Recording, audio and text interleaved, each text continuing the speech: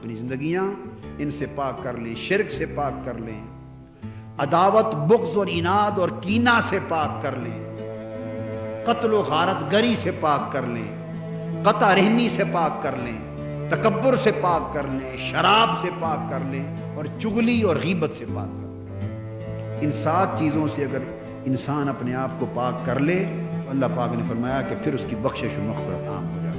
اب میں چند وظائف بھی آپ کو بتا دیتا ہوں کہ رات کی عبادت کرنی کس طریق پر ہے۔ عام یہ ہوتا ہے کہ بس ساری رات آئے، دیر تک نعت خوانی ہوتی رہی، پھر خطابات ہوتے رہے، آخر پہ کچھ نفل ہوئے اور گھروں کو چلے۔ طریقہ مسنون بتا دیتا ہوں جو بہت سارے بزرگوں نے، اولیاء نے، صلحاء نے حضور علیہ السلام کی مبارک سنتوں سے اخذ کر کے بیان کیا۔ قرآن مجید کی تلاوت کریں، جب آپ سب لوگ جمع ہو جائیں ابتدائی وقت اس پر صرف کروائیں، یہ منتظمین کی ذمہ داری ہے۔ اور سورہ یاسین کی کم سے کم 3 مرتبہ تلاوت ہے۔ اس کے بعد سورہ دخان، تو بہتر ہے کہ کم سے کم 3 بار اس سورہ دخان کی تلاوت کی جائے۔ اور بزرگوں میں سے بعضوں نے یہ بھی فرمایا کہ اگر پوری سورت کوئی تلاوت نہ کر سکے تو اس کی یہ پہلی 8 آیتیں کم سے کم 30 بار ان کی تلاوت کی، حامیم سے لے کر الاولین تک 8 آیتیں 30 بار ان کی تلاوت کر لی جائے یا پوری سورت 3 بار پڑھ لی جائے۔ اس کے بعد تیسرا کم سے کم 100 بار، اور اگر کچھ لوگوں کے پاس الگ معمول ہو تو زیادہ 1000 بار بھی کر سکتے ہیں۔ دعائے حضرت یونس علیہ السلام اس رات کے لیے بڑی مجرب ہے۔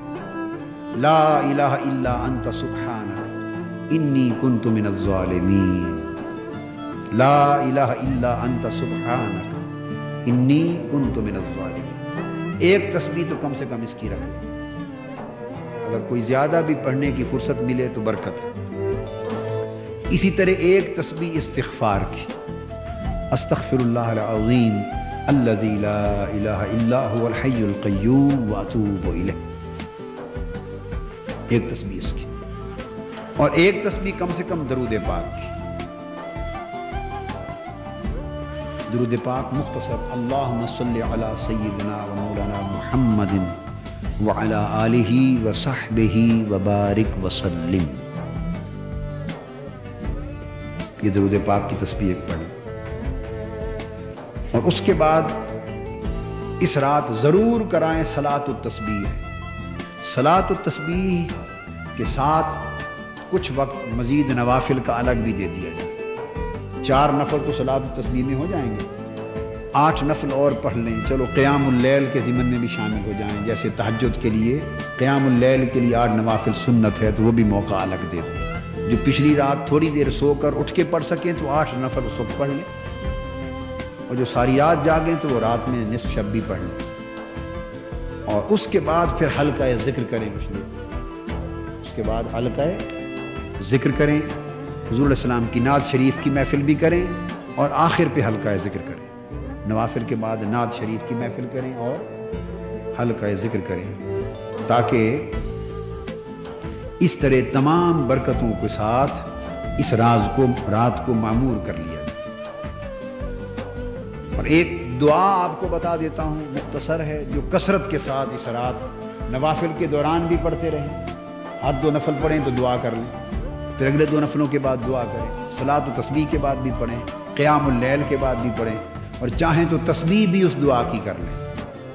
وہ دعا حضور صلی اللہ علیہ وسلم نے ام المومنین حضرت عائشہ صدیقہ رضی اللہ تعالیٰ عنہا کو تلقین فرمائی تھی لیلۃ القدر کے لیے، اور بزرگوں نے کیونکہ بڑی لیلۃ القدر کی خاص دعا ہے تو لیلۃ الشعبان کے لیے بھی اس کو مقرر کیا، جس میں فرمایا اللہم انک عفو کریم تحب العفو فاعف عنی۔ مختصر تو اس طرح بھی پڑھ سکتے ہیں اللہم انک عفو، یہ حدیث پاک سے ثابت۔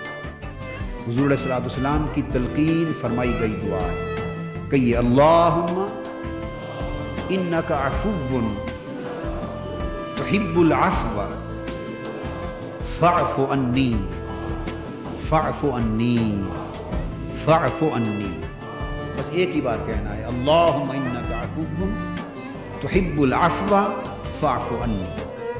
اور جو احباب پوری یاد کر سکیں بے شک تو وہ اس کے بعد یہ بھی کہہ سکتے ہیں فاعف عنی کے بعد اللہم انی اسألک العفو والعافیہ والمعافاة الدائمہ فی الدین والدنیا والآخرہ، یہ پوری دعا کر لیں۔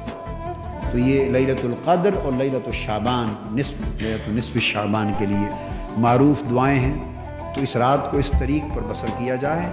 اللہ تبارک و تعالی ہمارے احوال کی اور اعمال کی اصلاح فرمائے، اور حضور صلی اللہ علیہ وسلم کے طفیل ہمارے اوپر لطف و کرم کرے، اور وہ اپنی اصلاح کے جو بنیادی اصول بیان کیے اس رات کی توبہ کے ساتھ ان کو روح بعمل لایا جائے۔